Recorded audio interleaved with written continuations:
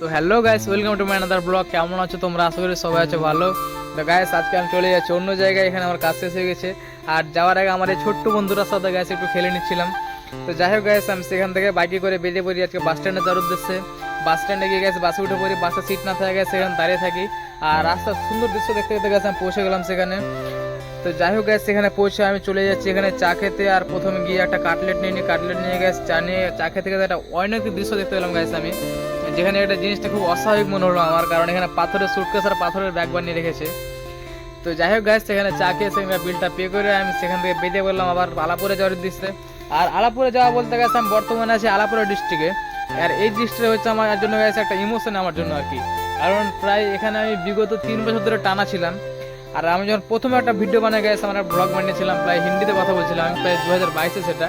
আর সেই ভিডিওটা প্রায় সবাইকে অনেক, ভিডিওটা খুব সুন্দর হয়েছিল গাইস, কিন্তু মানুষের আর কি বন্ধু বান্ধব সব কথাবার্তা আমি ভিডিও বানানো ছেড়ে দিই। তো যাই হোক গাইস, আমি ভিডিও বানানো আবার শুরু করে দিয়েছি, তোমরা ফুল সাপোর্ট করো আমাকে।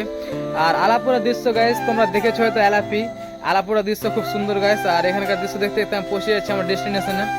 আর আজকে মিনিট ভট্ট গাইস আমি এখানে শেষ করছি ভিডিওটা। যদি ভালো লাগে তোমরা অবশ্যই লাইক কমেন্ট শেয়ার করবে।